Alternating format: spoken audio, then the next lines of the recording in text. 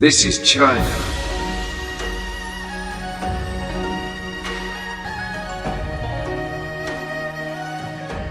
Imagine standing at the edge of a world where the horizon doesn't just end, it dissolves into the echoes of 5,000 years.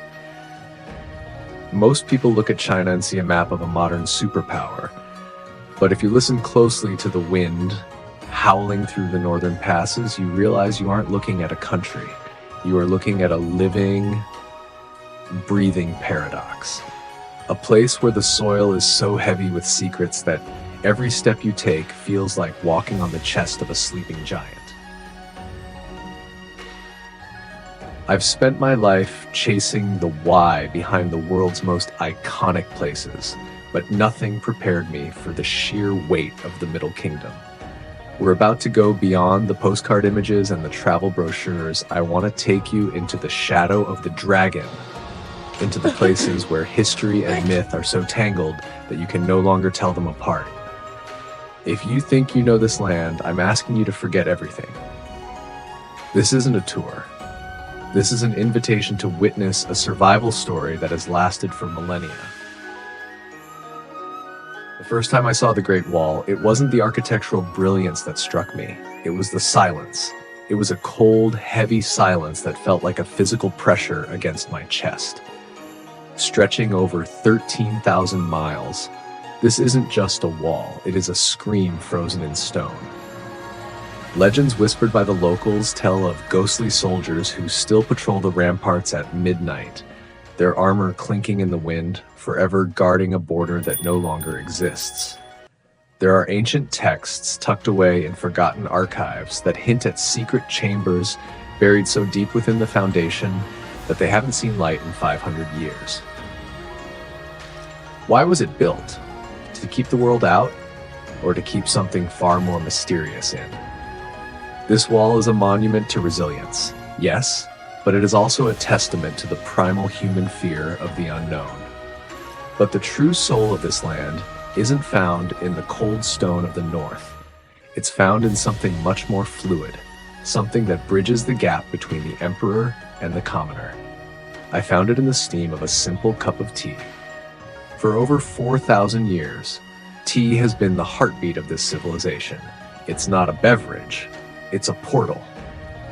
To understand it, we have to travel to the mist-shrouded hills of Yunnan, the primordial birthplace of the tea plant. Here, the pu'er tea is aged in the dark, gathering complexity and wisdom over decades. I remember sitting with an old tea master as he poured the first wash. He told me that tea is the only thing that allows us to taste the earth, the rain, and the passage of time all at once. In traditional medicine, it balances our internal clock. In the royal court, it was a social weapon. It is the perfect metaphor for China, a delicate balance of strength and grace, requiring immense patience to reveal its true character.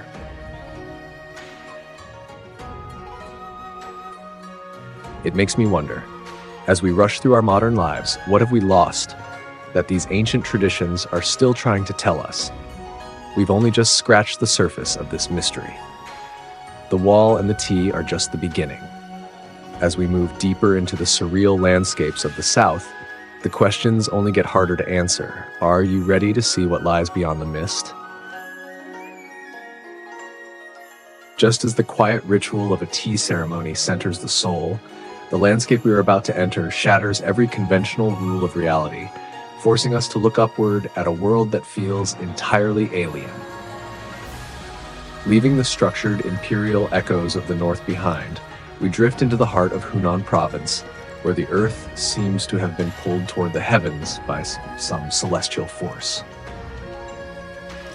This is Zhangjiajie National Forest Park, a place that occupies the thin, blurred line between a dream and a physical destination.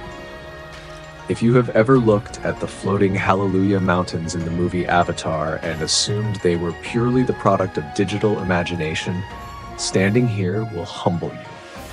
Thousands of quartzite sandstone pillars, some soaring over 1,000 feet high, pierce through a perpetual blanket of mist.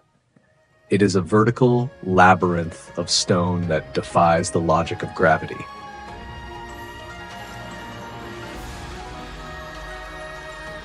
I remember standing at the edge of one of these precipices, the wind whistling through the narrow gaps between the spires, and feeling a strange sense of vertigo that had nothing to do with height. It was the realization that these pillars have stood as silent witnesses for over 300 million years. They have survived tectonic shifts, the rise and fall of countless species, and the relentless erosion of wind and water.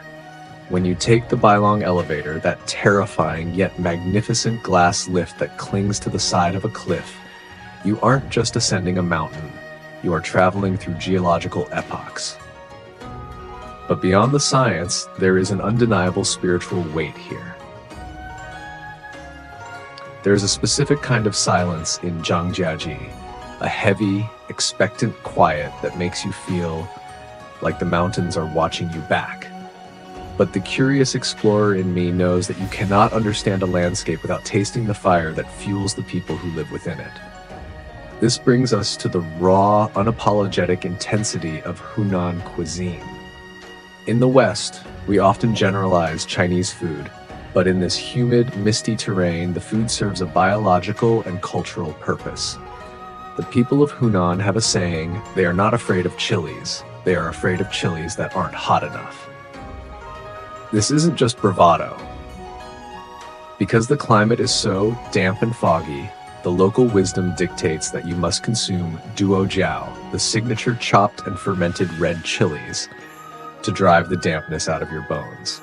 I sat in a small, family-run kitchen near the base of the mountains, watching the steam rise from a dish of fish heads smothered in a vibrant crimson layer of peppers. The heat is different here. It isn't the numbing tingle of Sichuan peppercorns, but a deep, searing, and slightly sour heat that wakes up your entire system. To live here is to embrace the extreme, the soaring heights of the stone forest and the burning depth of the fermented chili. It makes me wonder, how much of our own character is shaped by the ground we walk on and the flavors we crave to survive it?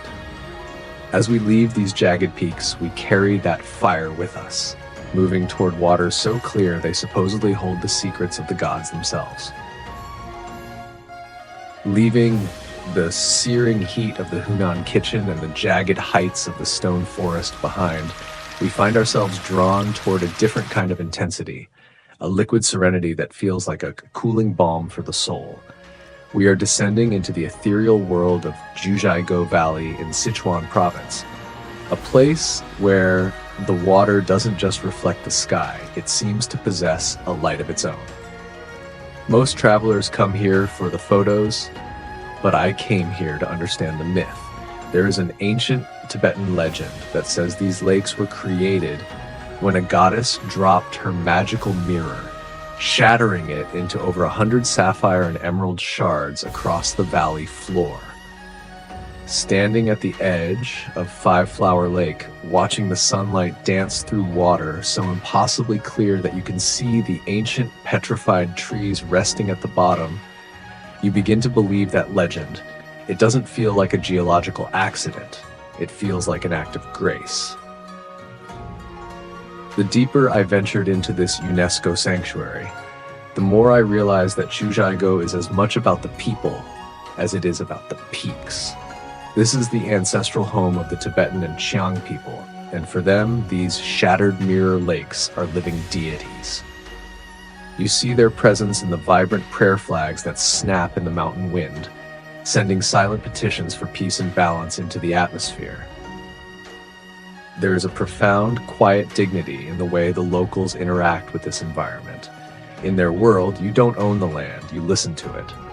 I found myself reflecting on the concept of purity, how in our modern, cluttered lives we rarely see something so untainted. I remember the taste of warm yak butter tea, thick and salty, a necessary fuel for the high-altitude chill. But the echoes of the past don't stop at the water's edge. They carry us south to the riverbanks of Fenghuang, ancient town. Nestled in a valley where the mountains always seem to be draped in silk-like mist, Fenghuang, the phoenix, looks like a painting that refused to dry.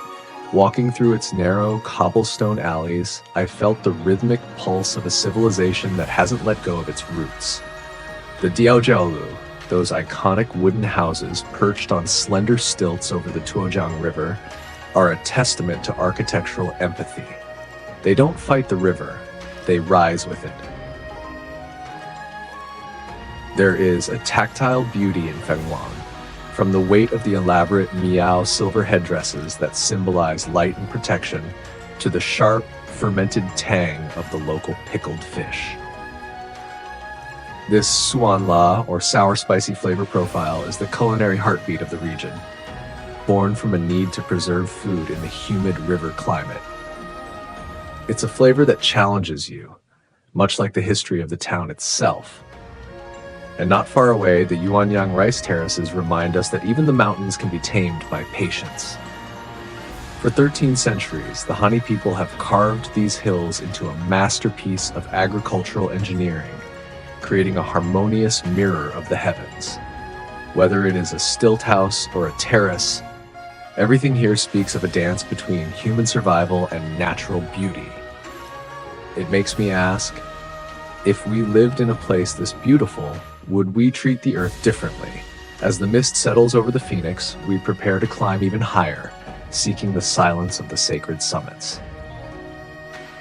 As the mist settles over the riverbanks of the Phoenix and the sun begins to dip behind the rice terraces, our path inevitably leads upward, away from the hum of the valleys and toward the silent, thin air of the sacred summits. We find ourselves at the base of Mount Emei in Sichuan, a place that doesn't just rise out of the earth. It feels like it is pulling the spirit towards something higher. Climbing Emei is more than an athletic feat. It is a 3,000-meter meditation.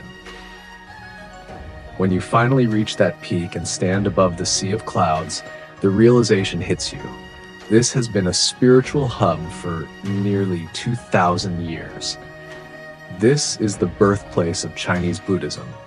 And standing before the towering, multi-faced golden statue of Samantabhadra, you feel the collective weight of millions of prayers that have drifted into this sky since the 1st century.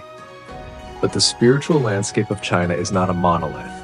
It is a dialogue between different ways of seeking the truth. This is why our journey must also touch the Wudang Mountains in Hubei. While Emei is the heart of Buddhism, Wudang is the cradle of Taoism and the birthplace of Wudang Kung Fu. There is a profound Taoist lesson in the architecture itself, the idea of yielding to the natural flow rather than trying to conquer it. As we conclude this odyssey, we return to the center of it all, the Forbidden City in Beijing. After experiencing the raw, wild spiritualism of the mountains, the 90,000 square meters of Imperial symmetry feel like a shocking contrast. This was the Son of Heaven's exclusive domain for 500 years, a place where nearly 10,000 rooms were built to project absolute power. But as I walked through those expansive courtyards today, I didn't just see a palace. I saw a legacy of human ambition. From the ice palaces of the Harbin Winter Festival in the north, to the surreal mineral striations of the Zhangjiajie Rainbow Mountains, China is a land that refuses to be summarized.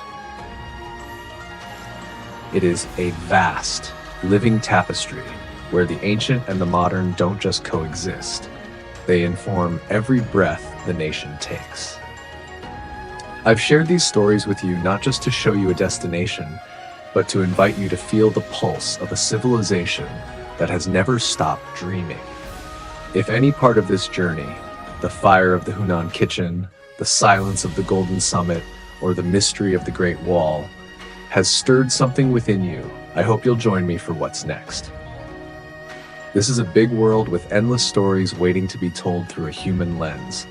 Please consider subscribing and hitting that notification bell to become a fellow explorer in this community. Your curiosity is the fuel that keeps this channel moving into the unknown. So tell me, where should we let our curiosity lead us next? Until the next horizon, keep seeking, keep wondering, and keep exploring.